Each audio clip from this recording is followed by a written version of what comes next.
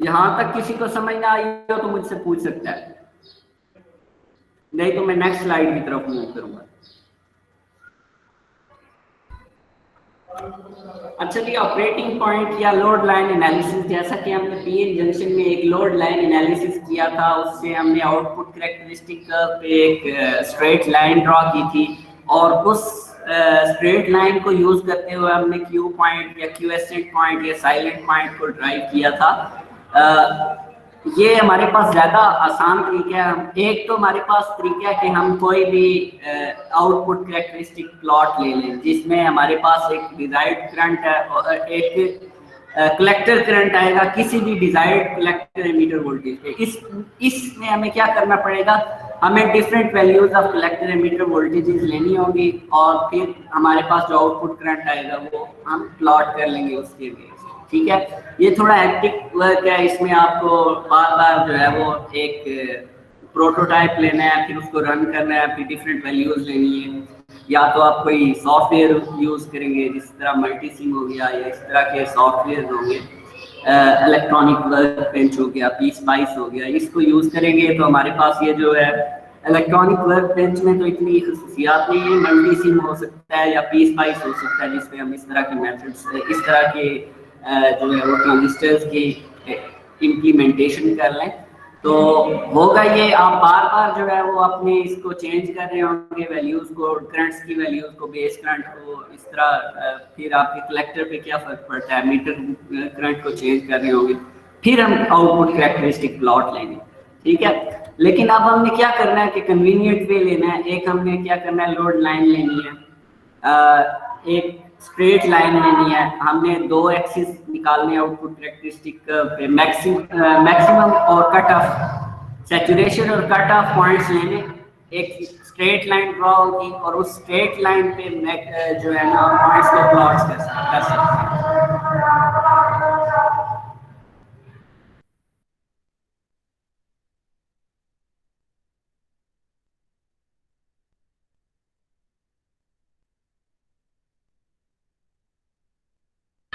अभी बाहर गली में कोई बंदा आ गया है तो थोड़ा सा वेट कर लें, बहुत बाहर शोर हो गया।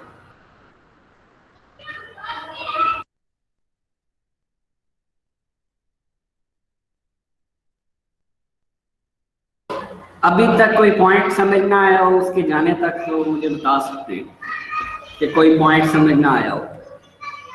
आज इतने कम लोग क्यों हैं? वजूल हसन, आज सिर्फ 16 लोग हैं।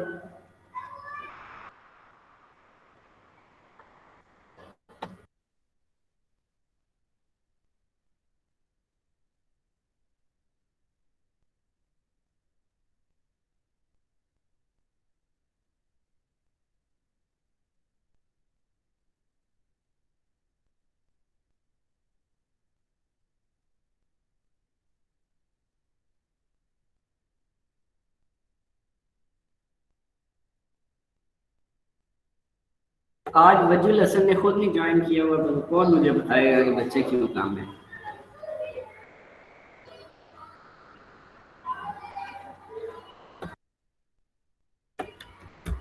चलें जी, हम लोड लाइन की तरफ जाते हैं।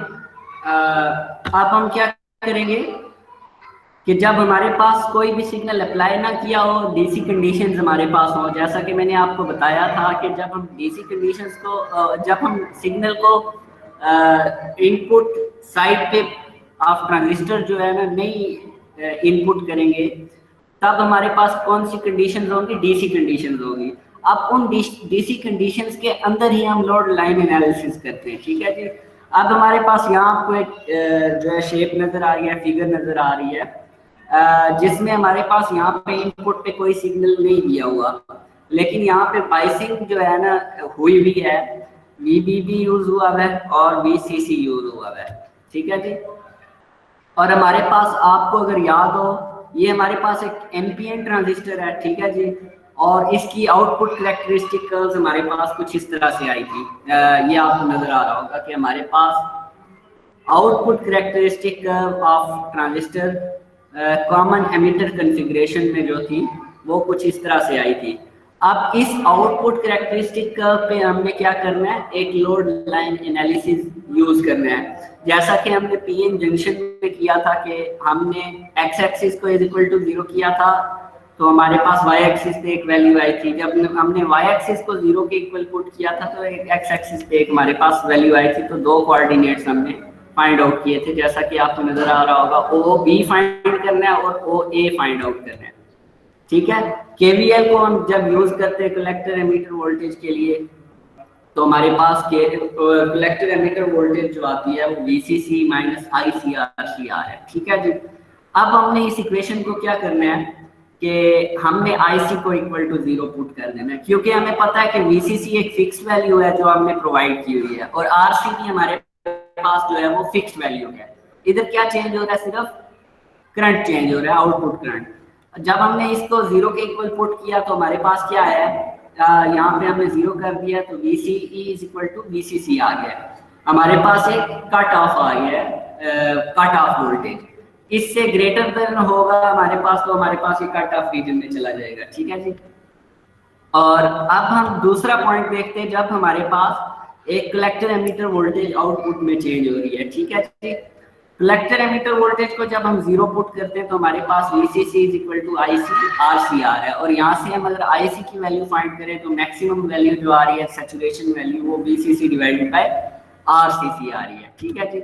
ये हमारे पास लोड लाइन पे 2 पॉइंट आ गए, ठीक है।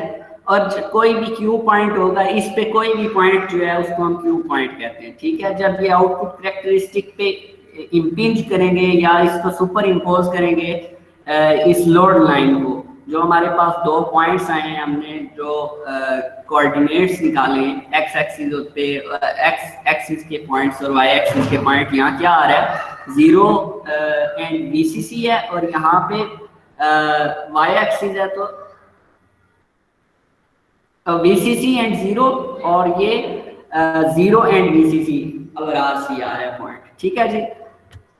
अब हम क्या करते हैं, ऑपरेटिंग पॉइंट या क्यूएसेंट पॉइंट या साइलेंट पॉइंट भी इसे कहते हैं, क्योंकि ये उस वक्त हम इंट्रोड्यूस करवाते हैं जब हमारे पास क्या होता है, नो सिग्नल होता है। साइलेंट पॉइंट इसको इसलिए कहते हैं क्योंकि हम इसमें क्योंकि हमने एसी सिग्नल इनपुट नहीं किया ट्रांजिस्टर के इनपुट पोर्ट पे, ठीक है जी। इस वजह से हम इसको साइलेंट पॉइंट भी कहते हैं, ऑपरेटिंग पॉइंट भी कहते हैं, और क्यूएसेंट पॉइंट भी कहते हैं, ठीक है जी। अब हमने क्या कर दिया, सुपर इम्पोज कर दिया है एक characteristic of common ammeter transistor पे, ठीक है। सुपर इम्पोज होने के बाद हमारे पास क्या हो गया, एक क्यू पॉइंट आया है। यहाँ पे आप देख सकते हैं कि ये इंटरसेक्शन पॉइंट आया है, ठीक है जी। इसको हम कहते हैं क्यू पॉइंट, साइलेंट पॉइंट या क्यूएसेंट पॉइंट या ऑपरेटिंग पॉइंट, ठीक है। अब जो इंटरसेक्शन पॉइंट है ओ डी और ओ सी, वो क्या हमारे पास वोल्टेज देगा, हमारे पास एक कलेक्टर एमीटर वोल्टेज देगा और एक ये क्या देगा हमारे पास कलेक्टर पॉइंट देगा ऑफ सर्टेन ट्रांजिस्टर, ठीक है।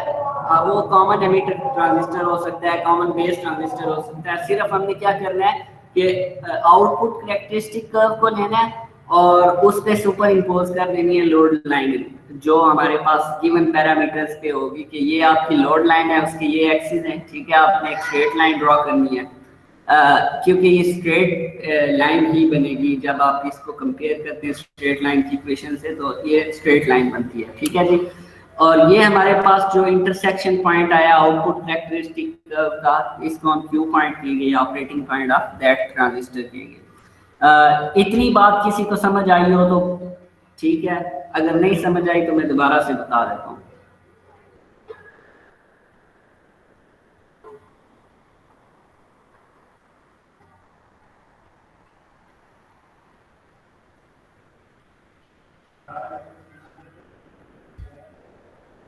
चले जी, हम नेक्स्ट स्लाइड पे मूव करते हैं। हमारे पास ट्रांजिस्टर, हमने अभी तक देखा कि बायसिंग होती क्या है।